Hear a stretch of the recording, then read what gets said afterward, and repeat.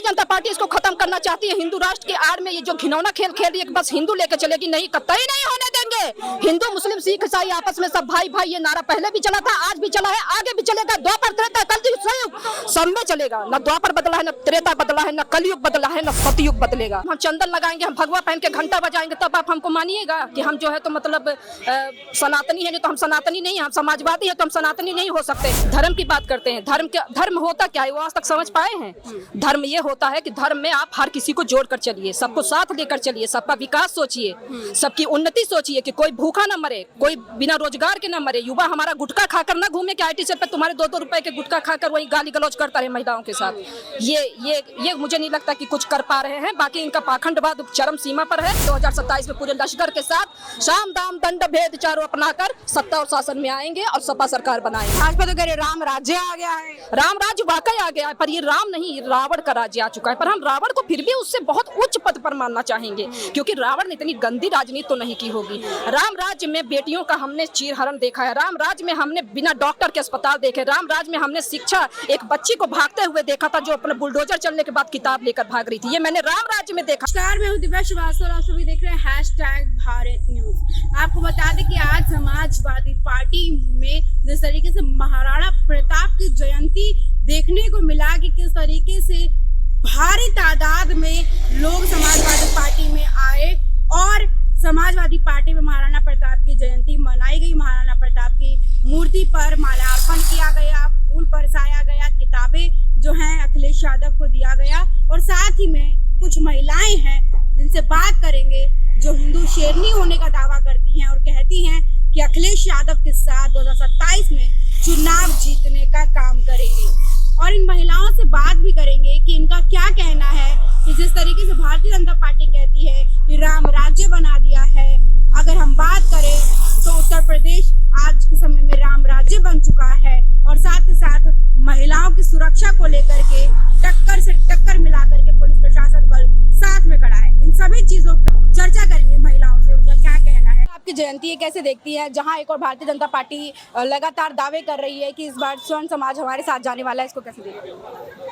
पहले तो मैं आपका बहुत बहुत धन्यवाद करती हूँ और आपके #भारत न्यूज़ का मैं बहुत बहुत आभार प्रकट करती हूँ कि आपने मुझे बोलने का इतना अच्छा अवसर प्रदान किया है। आज का दिन बहुत ही पावन है, ठीक है, महाराणा प्रताप जयंती है। उनके राष्ट्र गौरव वीर शिरोमणि महाराणा प्रताप जी को मैं बहुत बहुत नमन करती हूँ और उनकी वीरता, उनके साहस, उनकी क्रांति को याद करते हुए मैं अपनी बात को आज स्पष्ट तरीके से रखूंगी। जो पूछना है पूछिए। तो CM योगी आदित्यनाथ कहते हैं कि जो धर्म की राजनीति, धर्म की बात करते हैं, धर्म की राजनीति की बात करते हैं, कैसे देखते हैं? धर्म की बात करते हैं, धर्म होता क्या है वो आज तक समझ पाए हैं?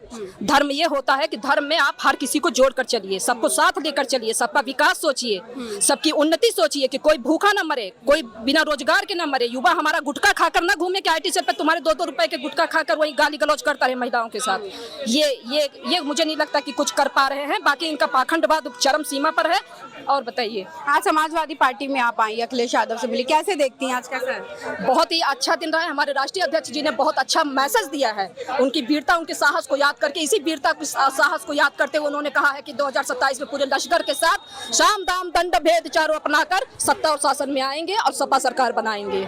लेकिन योगी जी तो हिंदुत्व की बात करते हैं और तमाम लोग जो भारतीय जनता पार्टी के समर्थक है वो कहते हैं अखिलेश जी हिंदुत्ववादी नेता नहीं है। महिलाओं का सबसे ज्यादा शोषण अगर किसी का हुआ है तो वो भारतीय जनता पार्टी में मैंने देखा है। महिला होने के बावजूद हाथरस की बेटी, उन्नाव की बेटी, कहाँ की बेटी, मैनपुरी की बेटी, मणिपुर की बेटी, कहाँ की बताऊं, कितनी बेटियों को मैं गिनाऊं?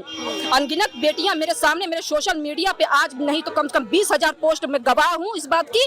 20,000 से ज्यादा महिलाओं का मैंने शोषण का खुद वीडियो डाला हुआ है, पोस्ट डाला हुआ है। आप देख सकती हैं, जांच कर सकती हैं। सच्चा सनातनी होने का दावा आप एक तरीके से रख रहे हैं कि मैं भी सनातनी हूँ। योगी जी कहते हैं वो भी सनातनी है, कैसे देख रही है? सनातनी होने का प्रूफ देना पड़ता है, तिलक लगाओ, हाथ में कलावा पहनो।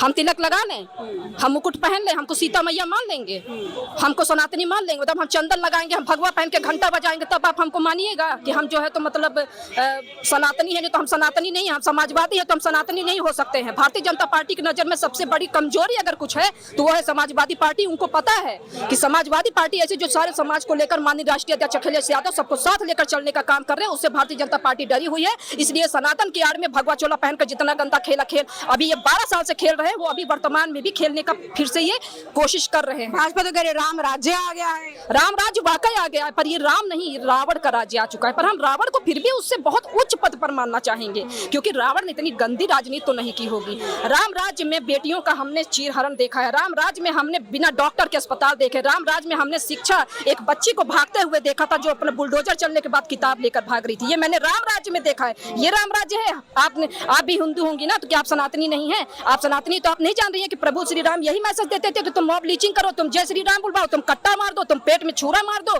ये होता है सनातनी, ये होता है सनातन का धर्म। ये नहीं होता है। इन्होंने सनातन को सिर्फ और सिर्फ अपने पाखंडवाद से बदनाम करने की कमेंट में आने लगेगा कि आप देश विरोधी बातें कर रही हैं। हमके भेटा जाना, हमको मिलवा दीजिए ना लाके, हम बता देते हैं। डिबेट करें, बात करें, ये प्रचार तंत्र से नहीं होता है। हिंदुत्व है तो हिंदू की बात करें, हिंदुओं को लेकर चले। जितने के घरों में बुलडोजर चला है तो क्या वो हिंदू नहीं थे? गुप्ता था, बनिया था, कौन नहीं था? जायसवाल था, पंडित था, शुक्ला था, मिश्रा था, वो कौन थे? वो हिंदू नहीं थे?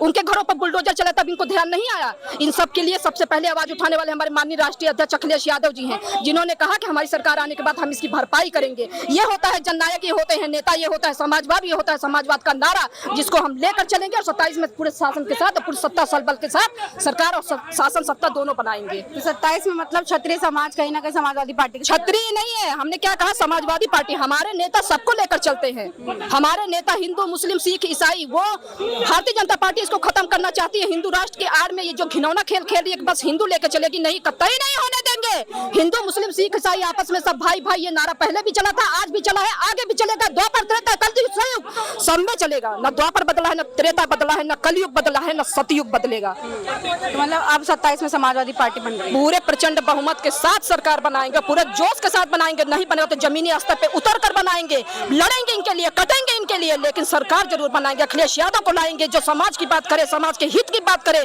जिसमें आज भी हमारा भाई कोई कुपोषण का बच्चा शिकार न रहे, कोई भी बच्चा भूखे न मरे, कोई भी बच्चा फुटपाथ पे न सोए, कोई भी बच्चा शिक्षा के बिना अधूरा न रहे।